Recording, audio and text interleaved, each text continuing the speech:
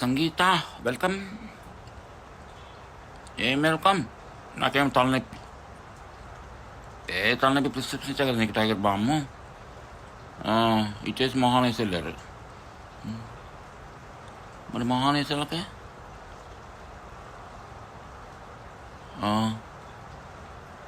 నువ్వే కదా please please please అంది, డోంట్ బాదర్ మీ అని, తలనొప్పి వస్తుందని అంటే అన్నాను. ఏంటి నాకు అర్థం కాదు. నుదురు మీద నేను నీకు జెండు బామో టైగర్ బామో నీ నుదురు మీద రాసే అర్హత నాకు లేదు. ఎందుకు? నేను మీ లోకానికి సంబంధించినోడు కాదని చెప్పే కదా ఇప్పుడు. మానవుల్ని మేము అంటుకోం. ఎందుకు మానవుల్ని మేము అంటుకోవాలంటే ఎందుకు అంటావు? నేను ఈ లోకానికి సంబంధించినోడు కాదు, పరమ పవిత్రమైన ఈశ్వర లోకానికి. స్వామి, ధన్యుడనైతి నీ మధుర సాక్షాత్కార భాగ్యమున్ నామేను జపహోమ నిస్తలను ధన్యత్వంబు చెందే ప్రభో. నా మోహంబు నశించిపోయినది జ్ఞానం జ్యోతి చూపట్టే. నీ ప్రేమం బీగది నా పైన నిలుపు గౌరీనాథ.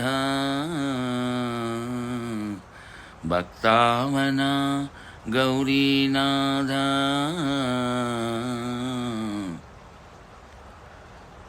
నిత్యం నేను గౌరీశంకరుణ్ణి కొలిచేవాడిని. మిమ్మల్ని తాకితే అగ్ని ఎలా ఉంటుందో అలా ఉంటుంది.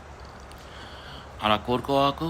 ఎప్పుడు నేను తాకటం అలా అనిపిస్తే నా స్థాయికి నువ్వు రావాలి. అనతి కాలంలోనే నేను నా స్థాయికి తీసుకొస్తాను. కానీ ఇప్పుడే నువ్వు ఎన్నో కష్టాలు పడుతున్నావు. ఆ కష్టాల్లోంచి నీకు ఉదయిస్తుంది.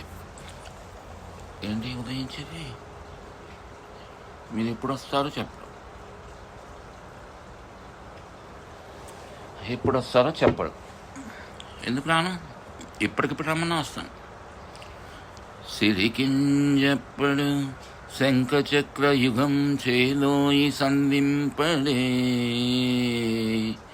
పరివారంబును జీరడభ్రకపతిం బంధింపడా కర్ణికాంతర ధమ్మిల్లము జొక్కనత్తడు వివాద ప్రోత్తిత శ్రీకుచో పరిచేలాంచలమైన వీరడు గజ ప్రాణావనోత్సాహి అయి. అర్థమైందా? ఒక గజరాజు నన్ను కావాలని కోరుకుంటేనే వచ్చాను. మానవురాలుగా నువ్వు కోరుకుంటే ఎందుకు రాను? కోరుకో. అవును, ఈరోజు నుంచి నువ్వు 40 రోజుల వరకు రుక్మిణీ కళ్యాణం పఠించు. అప్పుడే నేను ప్రత్యక్షం అవుతాను. అప్పటి వరకు నేను రాను. అర్థమైందా? ఆనేది గేలేదు. సంగీత చెప్పిన మాట. ఓకే, మీరు మానవులు, మీ దగ్గరికి నేను ప్రత్యక్షం కాను. Unless if you give up everything, I will be in front of you. Understood? నీ జెండు బామ్ నువ్వే రాసుకో.